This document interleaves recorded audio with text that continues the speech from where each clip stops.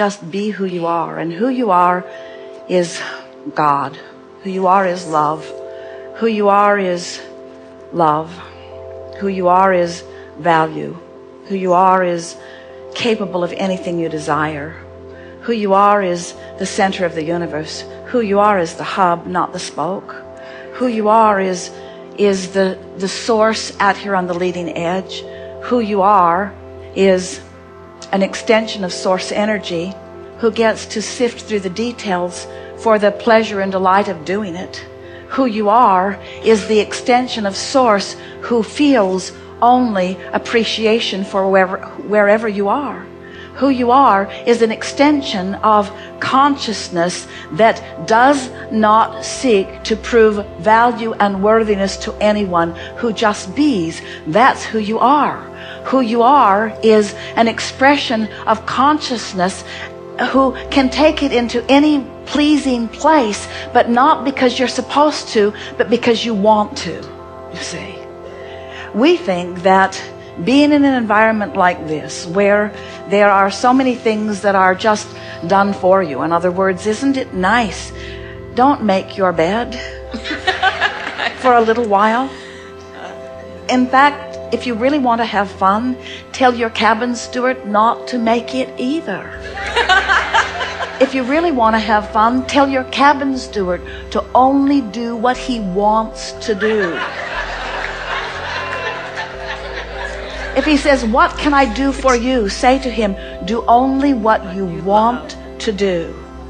Say to him, "That is what I'm practicing on this cruise, and I wish that for you as well. Do only what you want to do."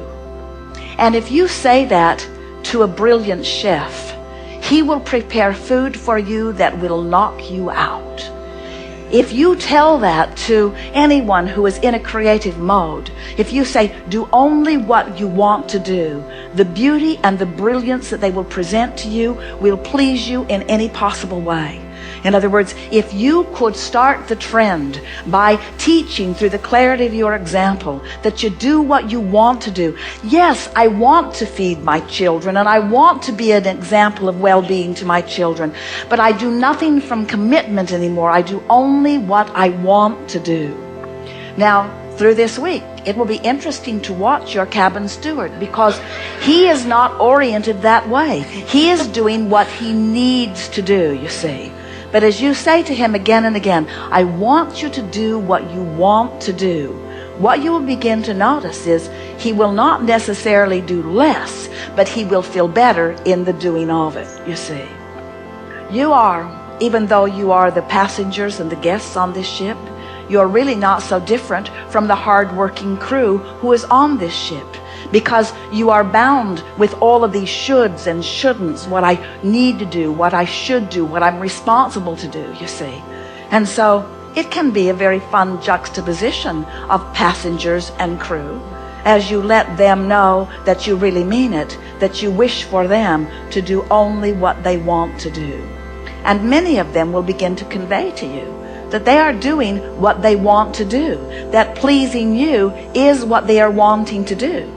But it's a different thing when you are soliciting from people what they want to do rather than demanding from people what they have to do. It's an entirely different world that shows itself to you, you see. You see what we're getting at? It's the difference between vibrating yourself into a point of attraction where the universe yields to you the cooperative components. When you do only what you want to do, the cooperative components that play with you are only those who want to be there. Isn't that a delightful thought? Wouldn't you like to have only the people around you who want to be there and none of the people who feel like they need to be there? Wouldn't you like to relieve everyone of the responsibility that you have formerly told them that they are responsible to you? Wouldn't you like to convey to them that you have discovered the art of being a cooperative component to your own stream, to your own source, to your own well-being, to your own worthiness, to your own expansion, to your own evolution? You are a cooperative component to such a degree that everything else is irrelevant. And you are allowing the law of attraction to be the concierge, to be the manager that brings to you other cooperative components. And under those conditions, only those who want to be there will be there. That is the recipe for the perfect world, you see. It's not demanding that others do only what they want to do. It is being so clear that you are doing what you want to do, and it is your desire that others do what they want to do, that you have around you always this nucleus of those who are doing what they want to do. It is the formula for living happily ever after. Not one of you came into this physical body because someone said you should. You should have seen the stampede of those like you who want to be here in this physical experience.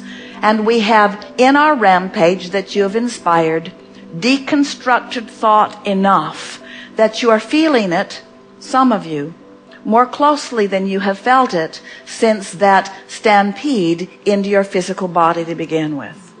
So, why am I here? For fun and interest and expansion. Is there something I need to do? Not one thing. Are there things I want to do? Lots of them. Are there others like me? Lots of them. Will law of attraction help us rendezvous? To a large extent, that has happened already.